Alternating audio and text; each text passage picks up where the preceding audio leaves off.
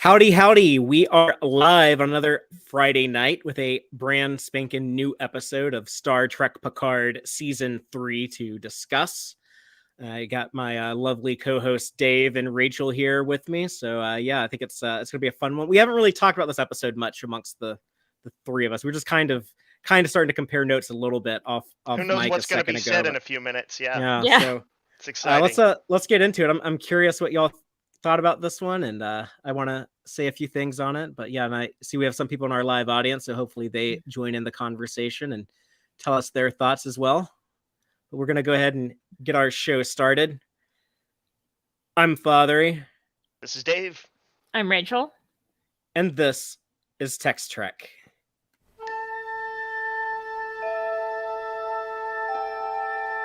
Engage.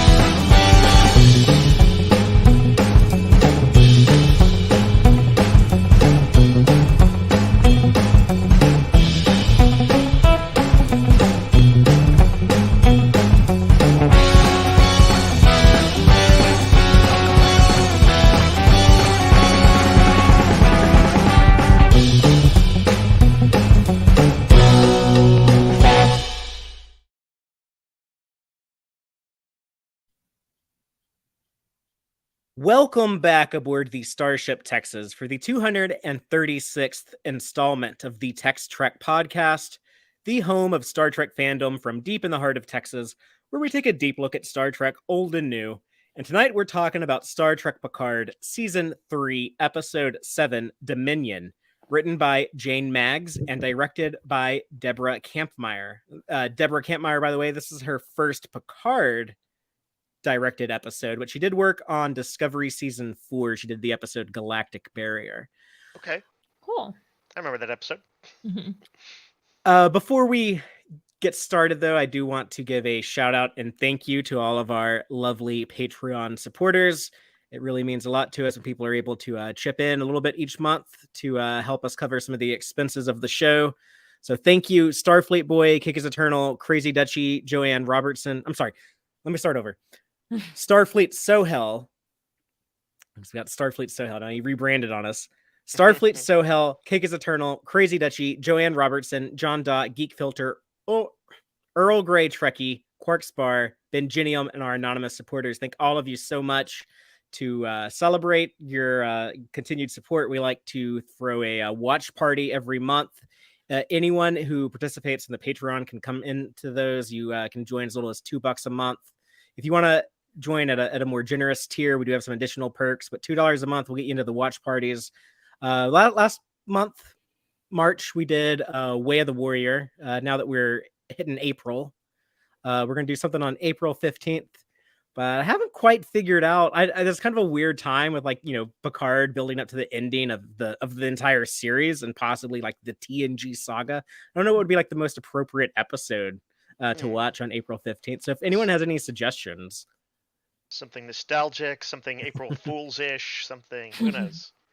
I got some other news for other things going on in April. There's First Contact Day, Wednesday, April 5th. If you check out our YouTube channel, I know some of y'all listen to the podcast on other platforms, but we'll be doing a live stream sometime April 5th. Haven't figured out much, but might be like a little earlier than our normal evening streams. I'll be sure to let people know, and I don't even know who's going to be available for that. But yeah, there's going to be some things to talk about. Surely, like there's a lot of recent news. So we just learned that Strange New World Season 2 is coming June 15th. We'll be covering every episode every week, just like we do all the current shows. There's an official confirmation now that Season 3 is green lit, and that is going into production up in Toronto. And then also we got the big official word that Lower Decks is not only returning in late summer, like always, not a shocker there. It always premieres in August, all 3 seasons. But not only is 4th season coming out on schedule this year, but it has been renewed for a 5th season. And no word on any Prodigy renewal yet, but they still have like 20 episodes ordered that haven't been released, so they're only halfway through that run. No shocker there, but yeah, Prodigy. Well, I think it's going to be like a similar schedule to last year, basically with Strange New Worlds. Last year it started in May. This year it's going to be June 15th. But it basically, Strange New Worlds will run till August, and then I think we'll just do Lower Decks until October, and then I think they'll do the same thing with they did last year with the Lower Decks finale and the Prodigy premiere on the same night, and then we'll do the 10 episodes of.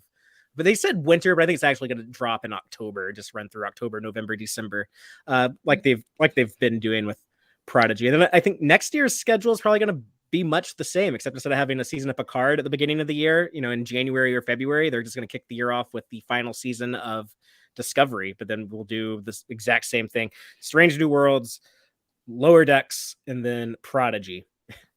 And 2025 might even be another following that same pattern, except instead of starting the year off with the last season of Discovery, we're probably going to start 2025 off with the first season of the newly announced Star Trek Starfleet Academy show, which Dave, I know that was a show you were really hoping for, of all the potential shows they were talking about. Yeah. I feel like I think maybe in our circle, I don't know for sure, but I feel like I might be the one who's most interested.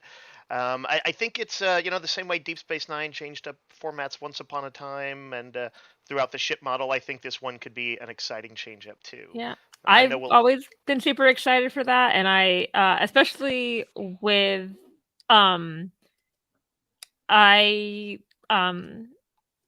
glad like the Discovery like setting is staying, even if Discovery is going away. Same. Yeah, I wouldn't throw out that whole 32nd century. It is like, of all the time periods that they're currently exploring, that is the one that I'm least interested in. It's kind of like in that other Star franchise. I never cared about any of like the deep prequels, or even any of the prequel stuff, to be honest. But like the old Republic stuff, because it just felt like so disconnected from like I love like the big shared universes. I think that's cool. I grew up on Marvel, DC comics, and you kind of want them to be a little bit more in proximity to each other. The sort of the big storylines. Yeah, like the heart and soul of Star Trek is 23rd, 24th century. I guess now 25th with Picard, but because we ran out of 24th. But yeah, like the 23rd, 24th century, like within the Federation or near the Federation. So when they go like the far past, like Enterprise, or the far future, like Discovery, or the far side of the galaxy, like Voyager, it's always like a little less interesting for me personally. But I still enjoy all three of those shows. So I bet with the Academy show, like I bet it'll be a little bit more connected, just because like we'll have like more species and stuff coming in. And because I had always because I had imagined what a Starfleet Academy show, and this was like when I had imagined this before, like it became thing. I was like, oh, I mean, Tilly's gonna be on the show, right? Like, there's no way. So that depends on Mary Wiseman, I think. I'd always imagined like legacy Star Trek actors popping up, but I still feel like with holodecks and stuff, you could still do that, even if I would love that. Oh, that'd be cool. Yeah, like how they do Hollow Janeway on Product. They could have like, here's a medical lesson from the legendary, Dr. Phlox, and you get like John Billingsley from Enterprise, and he's like, "Hello, cadets. Here's the lesson today." That'd be really neat. Yeah, that would be fun. Exactly.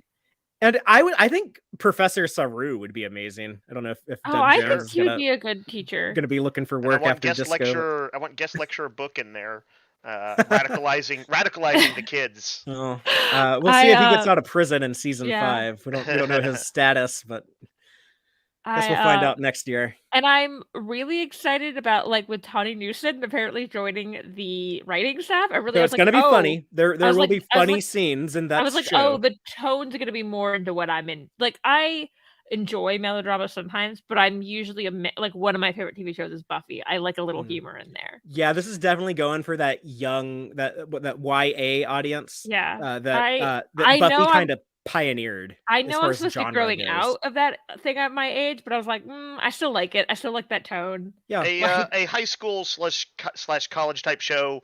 Is probably as appropriate a place as any to have a fair amount of laughs. Yeah, exactly. It's a popular genre. I know there's some Trekkies out there that they're like, oh, I don't want no teeny bopper CW star. It's like, what? Okay, just try the show, and if you don't like it, that's cool. You you don't have to watch it. And I feel like it also, in the way Prodigy more so, but like can like be like get kids in. But I feel like this could be good for getting like teenagers into Star Trek. Yeah, and that was kind of my thing. Is like I love Mhm. Prodigy, and I'm like, this is kind of like my cadet show. I don't really need another one. But Dave pointed out to me that like a lot of audiences, they would want like a little bit more mature teenagers show where like Mhm. you could have like the stuff that you do see on like those CW And like shows. I definitely went through a phase, and I don't even I think it was subconscious, like in high school, where I was like, oh, I've grown out of like the cartoons, and I didn't want to watch them. So I think like this probably would have appealed to me more. Yeah, and I mean like historically, I think. Sorry, Father. I was just going to quick say that a lot of times, whatever the age of the characters are on the show, if they're younger characters, the people watching it, they tend to be a few years younger than that. They like are kind of aspiring to whatever that is. So kids who are just like hitting their teens might want to watch a show about older teens, or Yeah, that's for sure what they're gonna do. And like Prodigy, because it's on Nickelodeon, like okay, like we have like romance between Gwen and Dal, but like like there's probably never gonna be like a sexy scene between the two of them. Whereas and Starfleet Academy, they will explore that stuff. So. And like in the way that I was like, I don't necessarily want a show that's a little on the sexier side on the show that's on Nickelodeon either. Like it would make me uncomfortable. Yeah, that's for the Rule 34 people. Well, if those kids grow up, I'd like to see them. I would like to see like their adventures in a more adult show. I'm sure there's Prodigy fan fiction already. That is... Okay, let's like move on from that. Yeah, sure. And by the way, those they could eventually get to, if the characters age up, they could allow some actors to portray them like live action. I just paint Brett Gray purple, and he's like down in his 20s. Like I believe it. Like oh, definitely. All right, but we're here for Picard. So let's hit it. Yeah, so we'll talk more about that other stuff on First Contact Day, and any other announcements. There'll probably be like a Strange New Worlds trailer, Lower Decks trailer, I think is likely. So yeah, we'll explore those other shows in a few days. But as of right now, yes, we're all focused on Season 3, Episode 7, Dominion. I'm going to quickly recap it by reading the official synopsis, and then I'll expand on that with some spoilers. The official synopsis reads, now on the run, Picard and the skeleton crew of the USS Titan must break into Starfleet's most top secret facility to expose a plot that could destroy the Federation. Picard must turn the only soul in the galaxy who...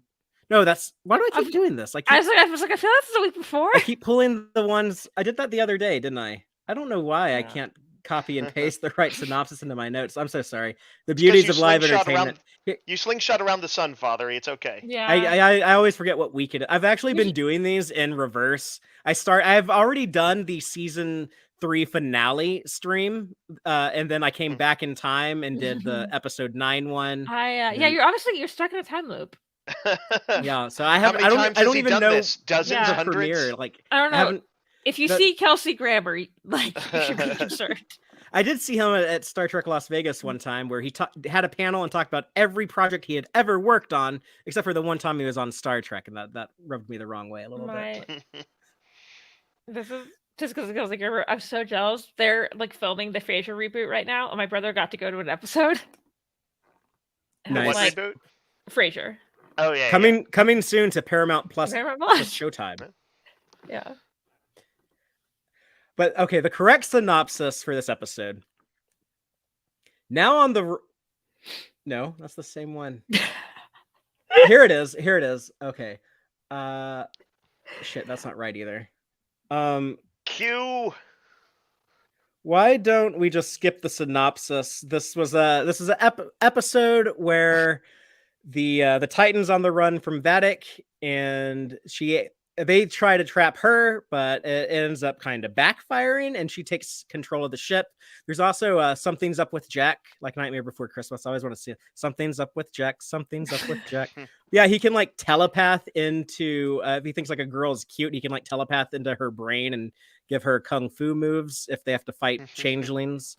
Apparently, and Lore kind of takes over Data's body and wreaks some havoc, but Geordi is able to rein him back in. So we're going into the next week's episode with Vadic in command. We still don't know what's going on with Riker and Troy, and it looks like it's going to be up to Bev and JL.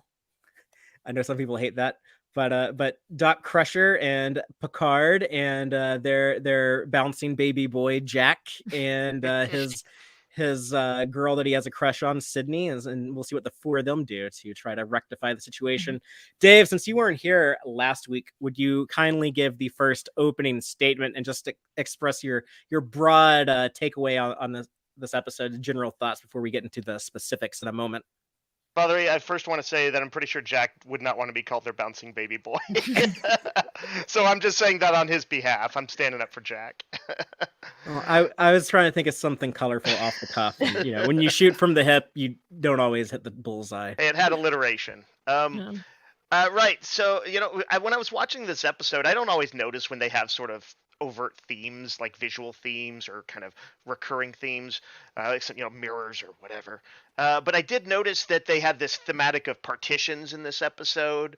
And so there was like the ones that are in Data's mind, keeping as separate parts, separate, the force fields that block off Vadic's troops, and then there's like the one that I thought was kind of most relevant to the episode, the one that Vadic talks about when she's monologuing, which is that the way we can have cognitive dissonance, that us, like a civilized race, can have these kind of inhumane, cause inhumane we could suffering. ignore one another's pain, as she says. Right, yeah.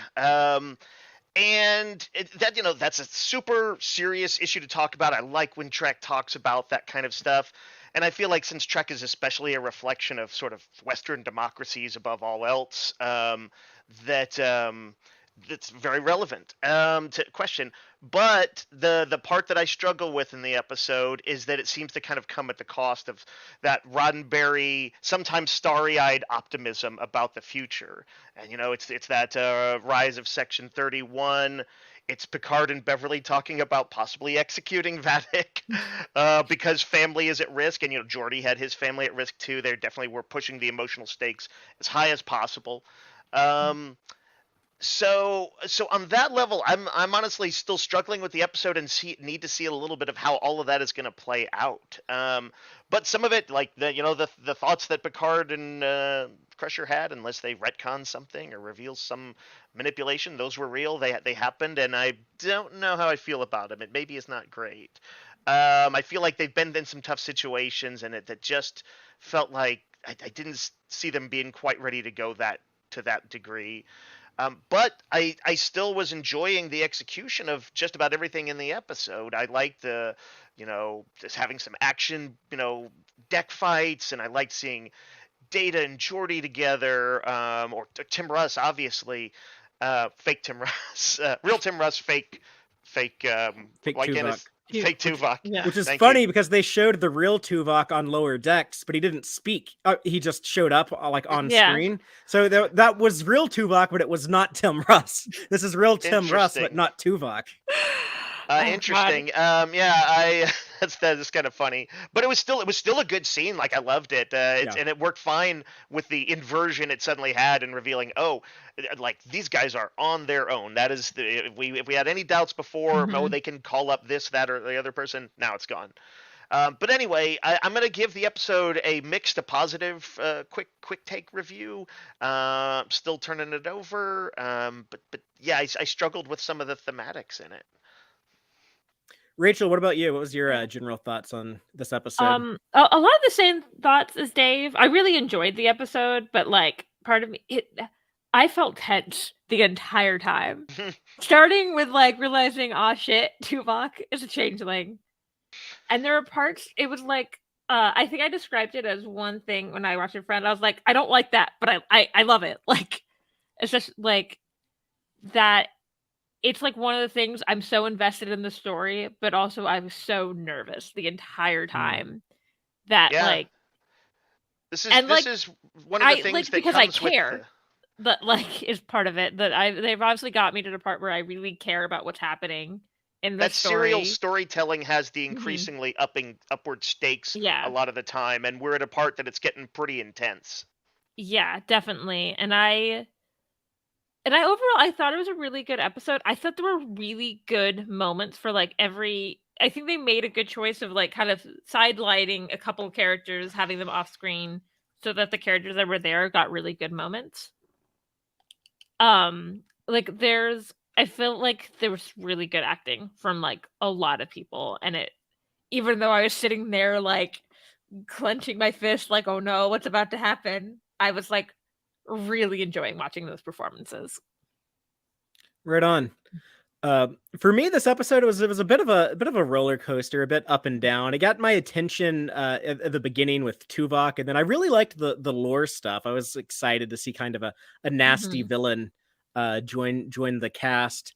And then it kind of slowed down with something like the Vadic searching for Jack and like setting the trap and all of that stuff. But then it picked up again and got pretty riveting with the reveals that came with Vadic. I'm also very much disturbed by the use of Section 31.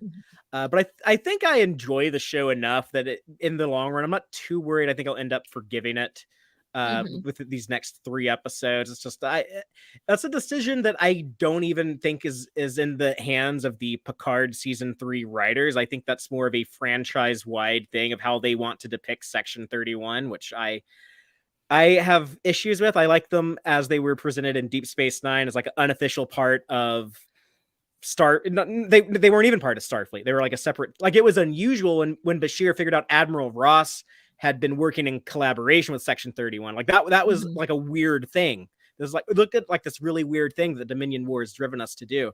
That being said, though, I do think the story that they're telling is very important. And I love that Starfleet's decision to not turn over the cure to the changelings in DS9. I love that came back to bite them in the ass. And reverberation DS9 even later.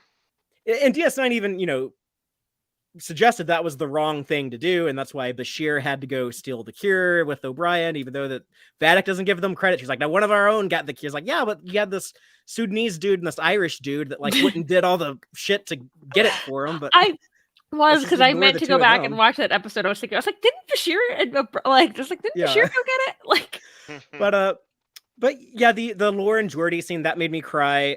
Like they needed that so much. TNG never gave them like the big friendship moment like that, and they really missed that opportunity with Star Trek Nemesis. So it's kind of like True. I've always been disappointed that Nemesis didn't do like some big like touching moment like that before Data's death. So I'm glad that they're giving us that they stuff got like here. A look, and I'm like, their friendship was way more than like it should just be like a look. It's that thing where I'm sure in writing it that they're like, well, we can't have too many characters on the screen, too many character arcs, so let's just focus on the big people. Let's get Picard in there. And, that's exactly what they were doing, and the movie suffered from that. What a missed opportunity. Rick Berman said we need to make this movie as lean as possible. We need to trim cut all the character stuff that's unnecessary out of this movie. It needs to have the shortest possible runtime, because that's the only way it's going to compete with Lord of the Rings. Because Lord of the Rings is too long, and it's not going to have as many screenings. If we make our movie really short, there's going to be so many Star Trek Nemesis showtimes that like people just be like, oh, I'm not gonna go watch Lord of the Rings, I'll watch Star Trek Nemesis. What's funny is that I forgot that was the precise pressure on them, but the characters, some of those most cut out, Beverly and Deanna. We've seen Deanna in season 1, right, and then obviously Beverly here in season 3. They've both been great. It really shows that their wisdom of excising them from it was terrible. Yeah, and Terry has teased that there's a lot of Troy stuff in the final 3 episodes that we haven't seen yet. He was just talking about that on Twitter yesterday. I saw on Twitter, and it's funny. I don't know if I mentioned it on the podcast ever. I've kind of figured that the lack of Troy was because of Murray Nacertis being the one person of the cast who doesn't live in the U.S. pretty regularly. We got to shout out Snoopy McQueen for the very generous $5 super chat. Snoopy says, least favorite episode, I thought Jack mystery was over. Lore, Data silly. Picard, the reason why his ship was taken over. Yeah, like Picard's plan did backfire. I'm actually okay with like Picard getting stuff wrong. I think he's often been presented as too perfect. So that's one of the things I love most about Picard is in Star Trek Picard fucks up on occasion. Yeah, and I suppose if he's ever been emotionally compromised, it's probably right now. Yeah, and I think this was a plan that everyone was on board with, even if they knew it was risky. So it did come off as a little bit like a half-baked action movie. Yeah. I agree. I think Snoopy's not wrong on that, though, and I'm sure we'll dive into that more as we get into details. Yeah. No, I think that's legit. And I'm very confused about the Jack aromatic that's possibly not aromatic thing going on in his brain. There is like some suggestion of like some long-term planning. didn't they suggest that like Picard might not have ever had it or something? Like that Yeah. maybe there was something with that, and I'm like, oh, this is gonna be some wild decades spanning conspiracy. Ooh, walk carefully, guys. The way I don't know, they worded their like diagnosis in question, I just figured he'd been misdiagnosed, is what they're gonna say. Yeah, I think With that's what they're something going probably with. similar, which I don't necessarily mind. I don't know. Maybe it's just And it could be Borg. I think because he was never diagnosed with aromatic syndrome until well after he had been assimilated. So I think it so might be maybe residual Borg stuff.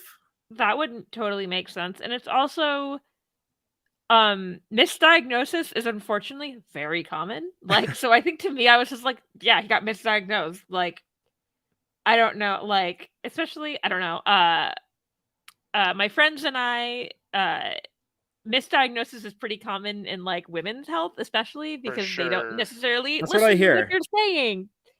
I would really hope that the 25th century would be better, and if it reflects us at all right now, then he as a white man should have gotten the best treatment. There is. That's horrible. I know, but and it could be something where it's like he did have aromatic syndrome, but it's from the Borg implant, so it's like a synthetic version of it, so it's actually different. But they maybe had no way of knowing it was different.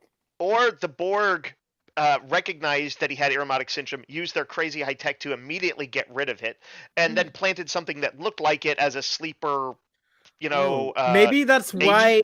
Maybe that's why they chose Picard to assimilate and make him into Locutus, because they were trying to make like a super Borg with this aromatic brain who could like telepathically like link like a wireless assimilation thing, and now like Jack is doing that or something. Yeah, that's not the craziest train of thought that I've heard. So I do expect Jack answers in the next episode, though, so I'm not too worried about figuring it out. I had when he started like reading people's minds, I had a joke thought. I do not think this is the case. When he started reading people's minds, I was like, are we sure he's Beverly's son and not Deanna's?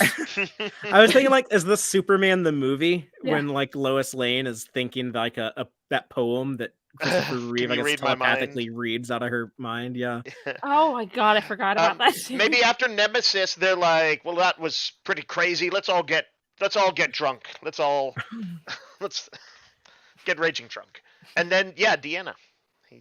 Well, let's get into the episode breakdown, starting with the opening with fake Tuvok, and then we'll talk about like the data lore situation they establish after that. But pretty much like fake Tuvok convinces them they're not going to get any help from anyone that's not on the Titan with them, so they turn to Data for possible answers. But I just wanted to clear, no one knew Tim Russ was coming, right? No. Like, I had no idea. I was so shocked. Yeah, that was cool. It's nice that they can come out of nowhere with the audience in something that has so many eyes on it. Yeah, I mean, everyone outside of the United States, or outside of like the Paramount Plus. Well, no, because like in the UK it's on Paramount Plus, but they have to wait till Fridays. But yeah, like the Ready Room, the marketing for the Ready Room totally spoiled the reveal of Tim Russ for a lot of people. But it is literally like he's the first close up of the episode. But I have a friend who is a little behind because actually he was traveling and wherever he was, Paramount Plus didn't work there, and he didn't like. And so he'd just gone back, was like, hey, avoid the Ready Room because like there's a spoiler. And he's like, the thumbnail. And I think the title gave it away. Both mentioned Tim Russ. They do. And he said he opened YouTube, just like the homepage that was just there. And there's a Tuvok who's a captain who looks about 20 years older than he did the last time we saw him in live action. Yeah, it's pretty obvious. His ears look a little different. With a little bit of reality there. I think his ears grew a little longer, but he's looking pretty good for like he's in like his 120s. I have a theory about the ears. I wonder because the only shot because they're speaking to him through the viewfinder. I bet his ears didn't like when they're shooting straight on. I bet you couldn't really see the ears unless they made them a little bigger. Rachel, I love that you called the view screen a viewfinder. I couldn't view screen.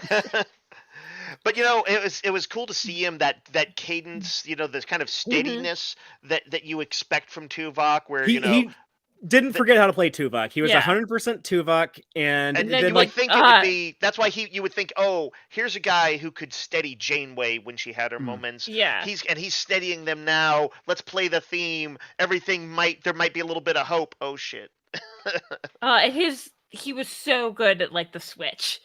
yeah, Like I it love creeped when me he out. when he starts Yeah. getting like that little bit of smirk, and then like that guy, that changeling was such like a dick when like Picard's asking about Riker, and he turns in like zombie like corpse Riker. He's like, that was cool. That was cool. What does Riker say to him? I almost says Says Geordi. something like that. he says, "Me, Admiral, I'm as good as dead." Yeah. Yeah. But it confused me because I watched this episode and I was like, wait a minute. Well, let me back up a little bit. I had been confused for a while because I had been hearing some people say that Riker's in every episode, or I've heard some people say like he's in every episode but one. I'm like, which is it? And I finally got it. I was like, okay, Jonathan Frakes is in every episode. Riker must be in all of them except for this one, because we don't see Riker, but we do see Jonathan Frakes. That So makes sense. How actors are billed and stuff, it's important for those reasons. Yeah, it was a freaky. I liked it. It was a cool use of changeling shapeshifting that we had never seen before. It's like, yeah, what a cool like little psychological warfare type tactic. It reminded me of the villain in the last season of Buffy is like the first evil, and they can take the form of anyone who's died, including Buffy because she's died twice. But like they would just do these things where they would like transform for like different people, and it was it was always really creepy, and I was like, oh, they're doing that. I always think that it must be fun, like the actor who plays Jack Crusher, when he got to say some harsh stuff as a changeling. Obviously, Brent Spiner has been able to do this for decades as Lore, and I feel like Lore gets some pretty juicy stuff later on. Really harsh words about Picard's age. Yeah, I loved that. But I do want to point out that I hope so. Geordi has not seen Riker. So I wonder if Geordi's like, is that what he looked like? He's a smart dude. I think he figured it out. But yeah, that was a fun scene. It's like good tension. It's like, oh, we can trust him. He's the real Tuvok. And it's like, oh no, he isn't. They were referencing things from Voyager, so good use of continuity in a way that made sense. Did not feel shoehorned or fan servicey at all. And it also made sense like why she was doing it to like to vet him. And then they come up with like this theory in their conference room scene where they're talking about like maybe they're going to take Jack's blood and use it along with the Picard corpse to make like an ultimate doppelganger that won't be detectable and will be able to wreak havoc first contact day. My theory as of right now is that is a red herring. It's actually going to be something very different. I think so too. I agree. I think it's a red herring. But just maybe even if that is part of the plan, that is not like the main reason they want Jack. Yeah, totally. It's like the best information they can do with, or best they can do with the limited information they have. Like, I understand why people in universe think that. Like, they're just like, why the hell? Because I think they're just very disturbed. Like, why are they stealing bodies? Like, but it's even like when Picard even presents that theory to Vadic. Like, I don't know. I kind of like looking at her face. Like she kind of seems like she's thinking like, you dumb sons of bitches, y'all ain't got no idea what the hell we're doing. Like, I mean, this is kind of like her episode. Like she wins the episode, which is saying a lot because she goes from like, you know, being like very defeated in captivity. That's one of those like cool classic villain moves in like movies and stuff. It's like when you show someone in captivity, but they still feel like they're in total control of the situation. Yeah, like a classic Hannibal Lecter. Yeah, like he invented it, and then there's like a big resurgence in the 21st century with like Heath Ledger's Joker, or even Benedict Cumberbatch as Khan in Star Trek Into Darkness. For sure. I love that Briggs scene in that movie when he's talking shit to Zachary Quinto and Chris Pine. He's like, Mr. Spock, you can't even break a rule. How could you be expected to break bone? I thought like whatever you want to say about that movie or about Benedict Cumberbatch's casting as Khan, I was like, that scene was good. Like I think that was great. Yeah, I give it up for that. But no, it's kind of similar to how Lore is introduced, where Lore is just like immediately just talking shit, like oh my god, y'all got old. The Picard, you're ancient. And then Yeah, I wrote it down. He says, he says, nor am I in complete control of my utter revulsion at your ancient face. yeah, just putting as much venom as possible into every single word. Do you think Brett Spiner enjoyed doing that? Oh man, I enjoyed obviously. watching it. Yeah. He, what I liked is that it's Geordi's other daughter. Is that right? Says Yes, asks if- Alondra. And Alondra. She Alondra's asks, the one that's the real life daughter of LeVar Burton. That's Yes. Mika. Dave, I think you're on mute. Did we lose Dave? Did he go away? Maybe. Okay, he's passing through a nebula. But Yeah. I'll say something that I think I know what he was gonna say, is that Mhm. that line from when Alondra says, "Is lore always this arch?" Mhm. And then Lore says, "Yeah, sometimes a little arch is good." And I remember Dave pointing out in Discovery how he kind of liked having Michelle Yeoh's Philippa Giorgio on the ship, because yeah, like when everyone's like getting along and like Lore's friendly and Oh, Yep. is he back now? maybe. back-ish. Yeah. Okay. Okay. Dave, I heard all you were saying actually, Okay. or most of it. So carry on. Okay. well, am I right? Is that what you were gonna say? Yeah. I liked that Lore was talked about it being like a kind of a counterpoint to their morality, their overly Mhm. moralizing vibe, and that's it's a good lore line, and sometimes Star Trek is a little preachy, especially maybe TNG. Yeah. So it's kind of fun. It's You good need a little stuff. arch. DS9 figured they're like, hey, let's put like some just like scumbag Ferengi in the main cast. That might be Yeah. fun. And it was great. Great idea, Michael Piller. Rest in peace. But yeah, I don't know. For some reason, like I wasn't really like anticipating Lore with as much excitement as I probably should have been, because I do like Lore. I think it's cool to have this the kind of like these big Star Trek villains, these bigger than life Yeah. villains. They work pretty consistently. Because we've talked about how like the changelings don't really make sense as the final villain for Picard. I was like, Lord does though. Like, Yeah, Lore has some history. I don't mhm. know if he should be like the main like final boss of the TNG saga, but I mean like he definitely should have a role to play in there. And Yeah. I actually would have preferred, I think, if it was more Lore and then not. I would have been okay if like Data's not in the season at all. If Data's just dead. In fact, I would have preferred that. And I thought if you just had like Lore just like shoved into the crew, like for whatever reason, Lore has to team up with them, and the whole time if he's just like an asshole like this talking shit, like I think that'd be great. That would have been funny. But here's the thing: is like if although I kind of agree, I didn't need Data to be brought back. They did a pretty good job with his finale, but we did get Geordi and Data finally, and that means something. Yeah, I think between watching Brent Spiner like physically switch between them like very easily was like super impressive, and that scene with LeVar Burton is so good. That I'm like, I was like, maybe it's not the best storytelling decision, but almost like having LeVar Burton getting this moment like is worth it to me.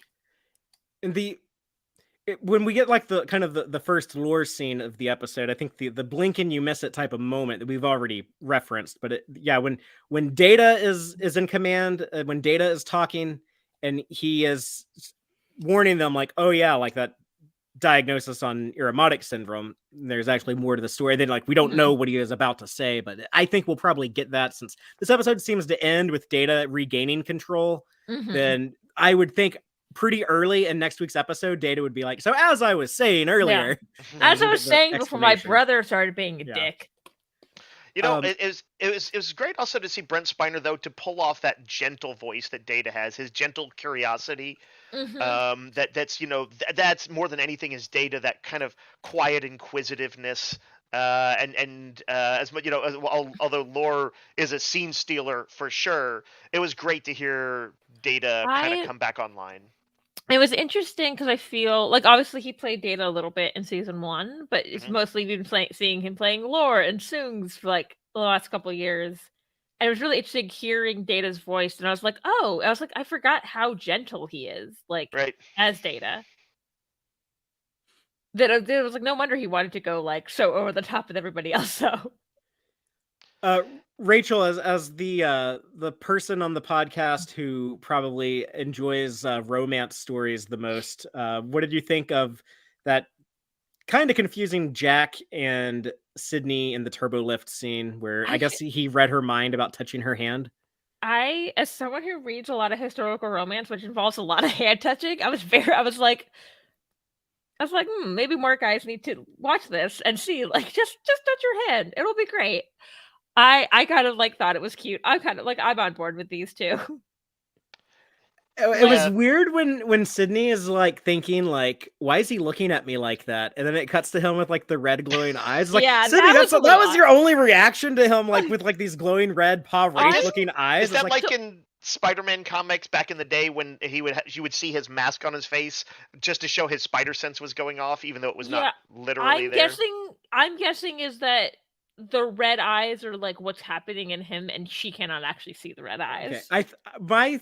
How it worked in my head was because we only see that like when the camera pushes close enough to him. So I think she was too far away to see the red part. That could also be true. I think if she actually saw the red eyes, she would have a bigger reaction. I mean, you gotta figure like Starfleet officers are desensitized to a lot of weird shit. They're like, I feel like if she human eyes don't do that. She'd be like, Jack's possessed. God damn it! I like Jack and Sydney though. That's an unexpected place to go with the season, and Trek is a little. Trek could use a little romance sometimes. Yeah, he was trying to shoot his shot. He was treading a little carefully, but he's like, what are your quarters like? Yeah. They're pretty sly. There's also like decent. Sorry, I have to sneeze, and it's not. That's the worst. I know the feeling. Their flirting actually felt natural. Sometimes Star Trek's flirting can be a little stilted, I would say, in older stuff. See also Geordi. See also Geordi is the Sydney's got a little bit more game than her father, is all I'm saying. Yeah. No, it'd be hard to have less. So. It would be. Ouch. I love how everyone is like, oh my god, who did Geordi sleep with to have these kids? Like, I need to know who the mom is. He managed to get, because I think that's all Geordi needed. He's like, he got one down, and he was like, great, I can finish with that, because I was terrible at it. I think they're sweet and natural, and then also in a way that like I enjoy them, but I also like that they're not going to right away to like they're each other's true loves. And I was like, no, they're like they might be, but like they're getting their flirt on, and they're like seeing where this is gonna go. Young people that think each other is cute, like I don't want them like you get engaged. And they're also like not necessarily in Star Trek, but a lot of times I've seen people like. I like that they're age appropriate for each other. Right. They're like, true. I think both actors are in their like mid to early 30s, like playing mid 20s. I don't. Or early 20s. Yeah. It occurs to me, I guess they're sort of their first date is going to be Die Hard on a starship next episode because aren't they loose? Yeah, they're part of the I guess the non-captured people that we see at the very end of this one. Good for them. Yeah, that should be cool. I'm sure we're going to see more about, in addition to getting Jack's story, we're probably going to see him doing more of his telepathic martial arts. And I'm sure we're going to see, I am quite sure we will see Sydney do some cool stuff on her own. I want to see her do like some badass piloting. Or kind of, although what can she do? Like, she's not going to, I mean, maybe they can take over some part of the ship or something and do that, but I don't know if she's going to be able to do what she's best at because they're, stuck within the confines of the ship. Unless she starts to, like, find something she can pilot on the ship. Like... Maybe they can get that, the shrunken Deep Space Nine Defiant or whatever. It was a runabout, right? Yeah. I think it was a runabout, Yeah, maybe they can get that. She can just physically hit Vadic in the head. Bam! I mean, that is another example of the ship being taken over, but I guess Jack is feeling guilty. He wants to do something proactive, and they talks to his old man, and Picard's pretty fatherly in this episode, and they agree to he comes up with the idea for this trap that we all think is a little not great of a plan, but they're running out of time. I liked Jack's thing in there about, it's kind of acknowledging, he talked about this a little with Riker, that he doesn't want people to be sacrificing themselves for him. When he's like, but when he asked Picard, he's like, do you know what that's like? I was thinking Picard very much knows what it's like. He's commanded a crew that's died for him. Do you know what's good writing, though? You know what was good writing in this episode? Is that they had given us those moments between Riker and Jack early on in the season. So when he says Riker was nothing but good to me, like we really empathize with Yeah. Jack's guilt. But like, yeah, that guy That was- was pretty cool to you. Mhm. And that was either when they were crafting those scenes earlier in the season, knowing that it would pay off here, or it was like, oh yeah, we built up all those cool Riker moments. Let's Yeah. acknowledge it here. So that's you don't always have to have, like the roadmap planned out, but it should always, whatever you write, it should always feel, like that organic flow Mhm. to it. Like I think a great example of that, Star Trek's done it a lot, but like another pop cultural one, I guess lately, is kind of like how the Marvel Cinematic Universe had like a really big arc with a big payoff for, I Mhm. guess, its first decade of movies.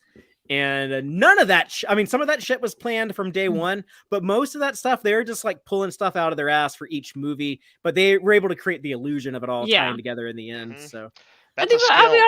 honest, that's how real life is. Everything, I guess, technically ties together, but we're all just making it up as we go. well, it's Right. kind of like what Vadic says is, like, yeah, how real life is, like you get to where you were always destined to go. You always Mhm. end up somewhere, and then you're like, oh yeah, wow. Like looking back, like, of course it made sense. This is, the river was going to flow to the ocean, and Yeah. I didn't know where I was going to end up, but now that I'm here, it seems obvious.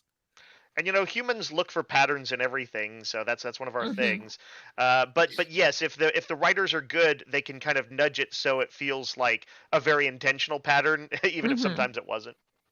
Let's get into the Vadic on the hunt and into the trap, and then her, Mhm. I guess, reversal of the trap. But yeah, she's talking to Scary Face, which is actually her hand. So I don't know if she's talking to the hand or talking to the face or what. But he's definitely like not a changeling, right? Like he's like talking about her He like said you your and your people. kind. Yeah, or something like that. Oh, Yeah, I thought he was maybe like one of the changelings she hasn't like changed their biology of. But even then, he's like, you were made to be like molded and reshaped, and it sounds like he's talking about like Oh. all changelings in general. the vibe I got was that was a deliberate reveal of some new piece of information. Okay. And then we're supposed to be like, okay, he is actually, there is some other faction at work here. I like when he like maybe to go like super intimidating when he like turns the bass up and is just like shaking and rattling everything, including Vadic herself, and you kind of get like those shock waves just like going through her changeling skin, Yep. and it made her look more Odo-ish. It made her look like a Mhm. DS9 changeling.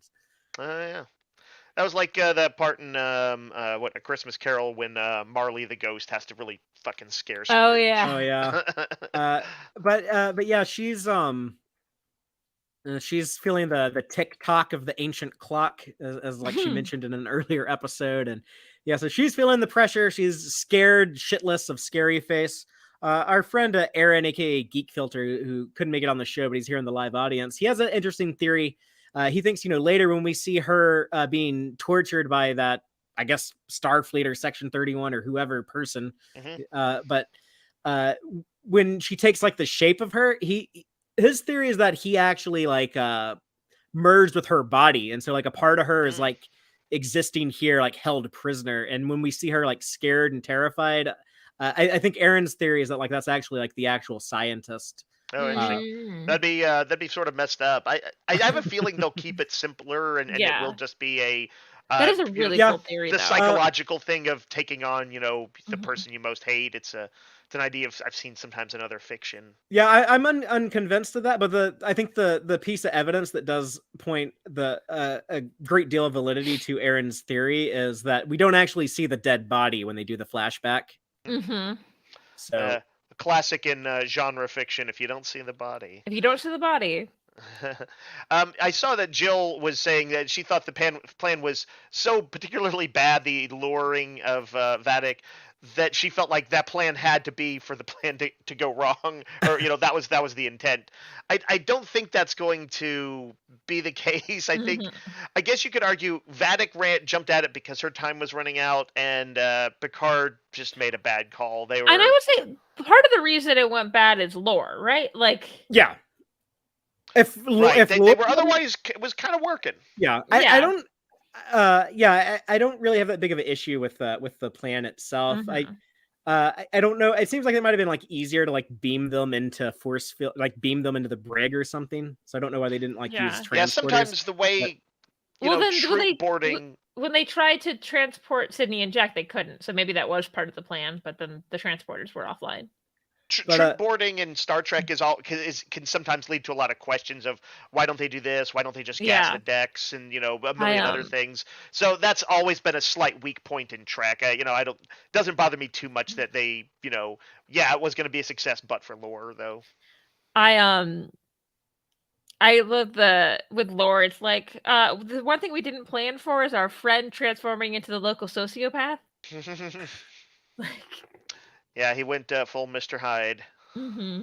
Yeah, but I was looking forward to this episode thinking we're finally going to get the Vadic backstory because she hadn't really been around other characters or anyone to talk to. So I thought last week when we ended with Riker and Troy held prisoner by Vadic, I was like, oh, they're going to be her prisoners and she's going to be taunting them and talking to them and we're going to learn her backstory finally.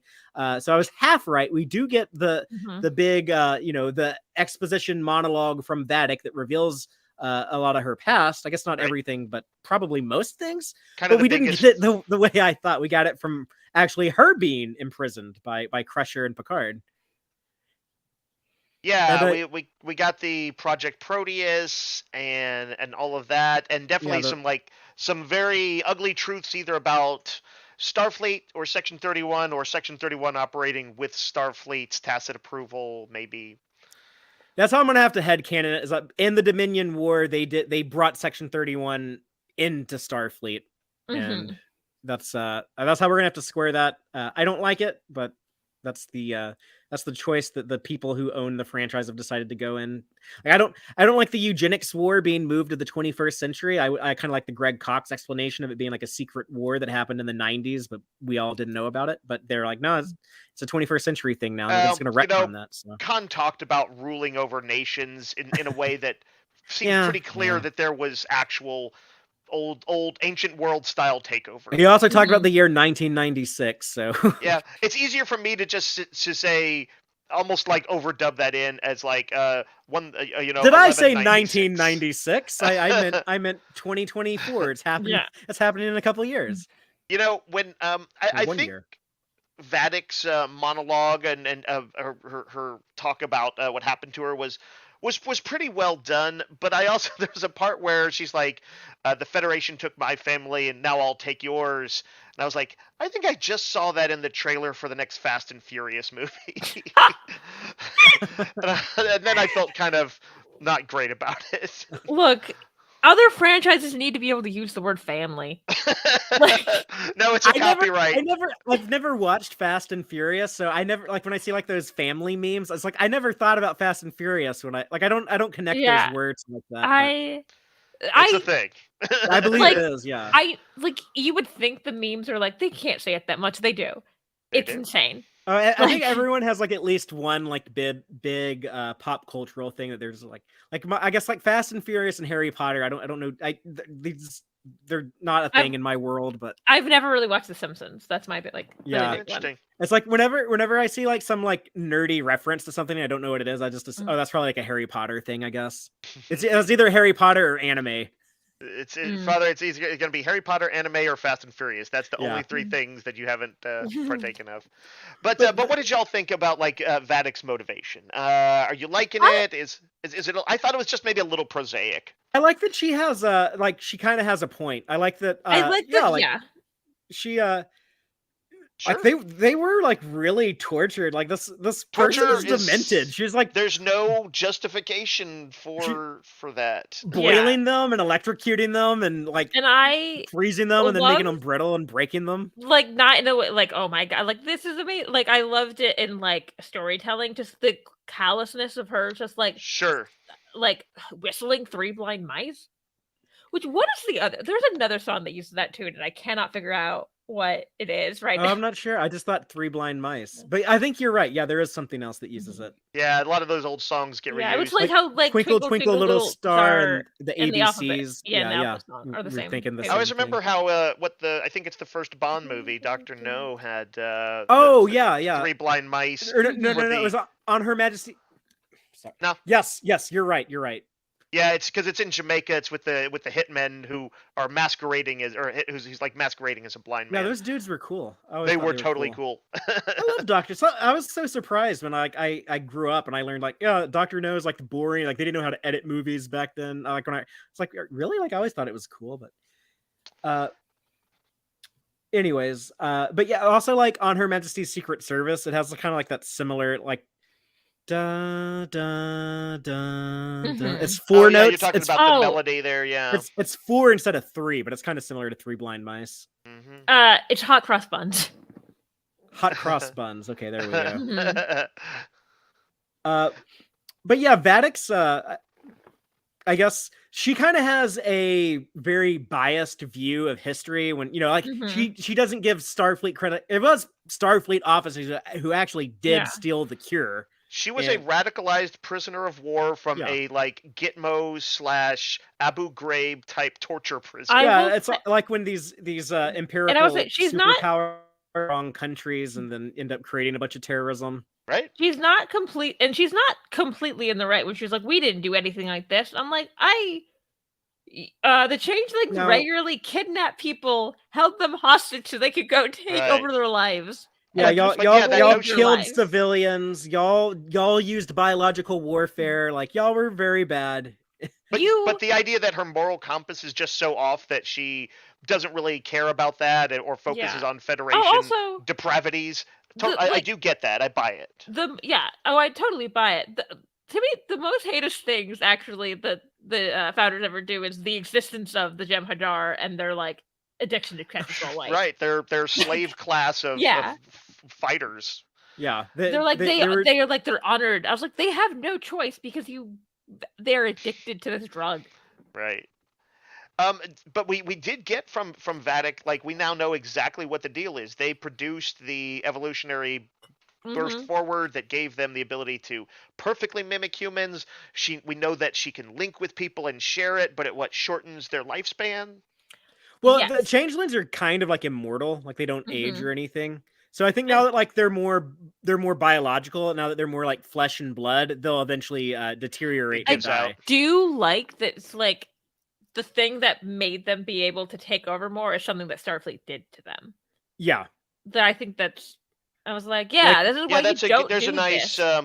There's a nice kind of story through line and a moral arc to that. Like when the CIA set up Osama bin Laden. Yeah, you're talking about like the all of the entire Taliban, being supplied with rocket launchers to fight the Russians and everything. Afghanistan war with the Soviet Union in the 80s. But yeah, wild stuff. I guess blowback is the geopolitical term for that. Right. Yeah. It's a thing. And so that's why I'm like, it's absolutely a valid topic. What did y'all think as far as like the implications that this is something that Starfleet should be wrestling with, that this is a sin that Starfleet has at least somewhat? I mean, I do kind of look, and I almost, the timing might not work on this. Something I kind of assumed whatever this research was for making the disease. That they ended up needing the cure for. Oh, I guess, do we know? I don't know when. I guess we don't know when this happened in the timeline. I guess I thought it was after the Dominion War. She was like a POW. She's a prisoner of war, so I think that was during the war. So but it would have been after the war. It would have been, her captivity would have been after the virus was created, though, that like infected. Okay. Section 31 did that pretty early. That happened in season 4. Okay, that's what I can. You just rewatched Deep Space Nine. It's been a little bit for me. But yeah, it was I guess Paradise Lost would have been the episode when Section 31 infected Odo. Joel in the audience says that Jake, as in Jake Sisko, needs to swoop in and write an expose about this. I agree. Does, yeah. What's Jake writing about? And Joanne Robertson in the live audience also points out we create our own monsters was so compelling, and I do think that is a very compelling and very good story. But to answer very Frankenstein. Yeah. But to answer your question, Dave, as much as like I like this and I think it's good, just in general, I am fatigued of sinister Starfleet. I have been for a few years. So I would have preferred something else, or would have preferred like I don't know. I don't even know if I would have wanted to be like a singular actor, like a rogue Badmiral or something. I do appreciate though that like this was stuff that was set up in DS9. I guess my biggest issue is just like folding Section 31 into Starfleet. For me, I think Section 31 works better when they have the freedom to be the bad guys. It's like, what if there was like a bad guy who did bad guy stuff, but they're on your side? And so like that's an interesting problem for you to have as a good guy. And DS9 did that with 31, and no one since then, Star Trek I guess Enterprise maybe did a little bit, but Star Trek Into Darkness kind of made them like an official. They had like their whole like building on Earth, like Admiral Marcus knew about, and like on Discovery when they're walking around the ship with actual like Starfleet badges on their shirts, and we were all making fun of like, why would a secret organization have recognizable badges? And so, yeah, that's not how the way this seems to contradict that. The way I had always interpreted is maybe they were more official during that time, and they're like, we got to go more in the shadows. Yeah, it seems like during the Klingon War and during the Dominion War, like Starfleet is like, oh, remember the Section 31 guys? Let's bring them in. They might be our only hope, which I guess actually does make a little bit of sense in universe, but I don't know. It wouldn't be. It's not my preference, but I guess I can work with it.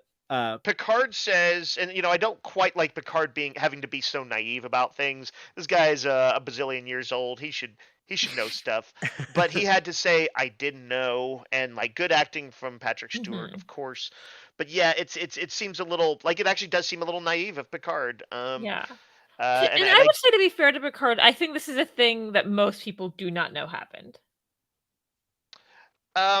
It does seem like they're going with that, and so I hope that by the end of the series, I just hope it's not too throwaway. I hope there's some real acknowledgement of it, some responsibility taken. I really hope that that's a big part of it. Well, I think it was our friend Larry Nemechek I heard recently say, a lot of people didn't really know much about the CIA until the Bay of Pigs. They were just kind of like this, like in the 50s, no one really knew what the CIA was until that. So that's really interesting. I don't even think I really knew that that's like how people knew it existed, but I don't think people knew like what they did. But so yeah, right, I don't know. You just think that they're out there just fighting bad guys overseas. Yeah. Yeah, maybe this will change the use of Section 31. I know that they're trying super hard to do it's not going to be an ongoing series with Michelle Yeoh, but they're trying incredibly hard to do something. Like Alex Kurtzman keeps talking about, like, we're actually going to start doing smaller, shorter projects, like a event series, or like that means mini series. Yeah, but that are going to be like very character focused. Focus on like one character. It's like, okay, you want to do a made for streaming movie or a mini series with Michelle Yeoh. Like, I get it. Like, I know what you're talking about. I was like, I get it. She's way too busy. I honestly feel like it would be interesting if they did like an actual movie with Michelle Yeoh in theaters, because I feel like I wonder if that would maybe get people to like, because she's obviously very like, like popular. Profile right never higher, yeah. Yeah, I think that's a possibility, but I think it would be so hard to like present that character to a mainstream audience. It's that's like, fair. Though, here's someone who from an alternate universe who went into the future, but then came back through the Guardian of Forever. Well, the thing is, though, but you can simplify that for audience and say, who do some, there is a pop cultural knowledge somewhat of like evil Spock and evil Kirk and stuff, and say like, but if you just said like Michelle Yeoh, once she was the sworn enemy of Starfleet, now she works for that, the new Star Trek wrestles with difficult moral questions and dark pasts. I mean, if they need to explain the multiverse, to be like, did you see the thing she won an Oscar for? That's true. What if they degree, they connect everything everywhere all at once to Star Trek, and there's like this is like another version of like that character, like one of the many multiverses she existed for some in. reason, if nothing else, they should make a poster like for hundreds of years later. I mean, she was a rock in one universe. She can be the emperor of the Terran Empire in another, right? Did they did it seems like she had a good time making Star Trek Discovery. No, she wants to do it. Michelle Yeoh talked about like she wants to come back and do it. That's good. That's good. I also heard that she might have some availability shooting wise, like in the fall, so they might be trying to put something in production soon. So, well, I think we'll either hear something. Grab her when she's done with Wicked. I don't know. I don't know anything about the production on Right. Wicked. Like, have they Forgot started about that. shooting that yet? They have. So it might It's also might be wrapped by Wicked's then. gonna be 2 movies. Oh. Her character wouldn't be in would be in a lot of the first movie, and then would come in and out of the second movie though. Is she playing the witch? Is that actually who No, she's playing a character named Madame Morble, who's their professor, who's not a very good person. I wonder if they might do one of those things where they film most of her, all scenes for both movies roughly, basically at once. I mean, that wouldn't necessarily surprise me because she would have a lot more to do. Because how I assume they're doing it is they're going to make first act one movie, second act second movie, so they can end the first movie with Defying Gravity. Right. That would make sense. And so since Defying Gravity is when she leaves college, they see a lot less of their professor after that. I have to add Wicked to my pop culture list of things I know nothing about. I didn't know that that was I thought it was about the witch from the Wizard of Oz. I didn't know it showed her going to school, and I guess she learns to fly, and there's a song called Defying Gravity. I'm learning all kinds of stuff. Yeah. I mean, my favorite movie is The Wizard of Oz, so obviously I love Wicked. But it's her whole backstory, so it's her whole supposed to be her whole life. Well, Dave, you mentioned earlier the Picard and Crusher, that conversation about are we just gonna straight up execute this changeling? And you said you had a problem with. I actually kind of appreciated that because I think, in Star Trek, you actually talk about these things. You don't just go and do it. And they never actually came to it. But I mean, Beverly was pretty trigger happy. They did pop some shots right at the end. Well, that was when she was loose, when she was I think there is on the a difference between shooting at someone and self-defense. That would have been shooting her while trying to escape and not an execution. I don't know. I don't know what Picard would have what his final verdict would have been. I don't know if he would have. Maybe he should have been like an action hero, and when the force field went down, he could have smiled to the camera and said, "Oh no, she's loose," and then turned around and pop. But I also think it's incredibly appropriate for the thing that would make Picard sit and wrestle with that would be oh yeah, the safety of your child. Sure. Safety of your child added to Jack is not the only person she's threatening. Right. The whole whatever the plan for Frontier Day is, it's not good for the Federation. That's the it's coming up. It's only hours away at this point.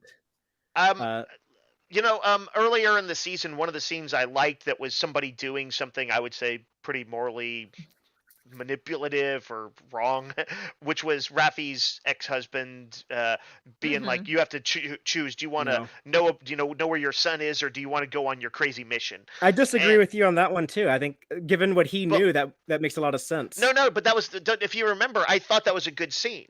I just think it was it was just unfair, and it is people, when you're caught up in emotion, you don't always act fairly. So in theory, I like that. I think it's actually fair given what he knows about her, though. What he does, or more importantly, what he doesn't know. Right, we the viewers know know her better in some ways, the current her better than him. He basically thinks that she's like a QAnon meth head. Right. Right. You would hope that the time he had spent with her would have showed her enough of the side that's better, but that was when she was, I guess, at her worst. So yeah. Anyway, I am actually broadly all for Star Trek showing people, a little bit maybe more often than it has sometimes, closer to how DS9 did it, when they, maybe make some bad calls. As long as the sort of maybe broader sense is humans improving, better at some stuff, better, more diverse, more accepting and all of that. But yes, people can still be people. So I kind of want to see how the rest of the season plays out to help me, see where that scene just fits in with the bigger picture. Yeah.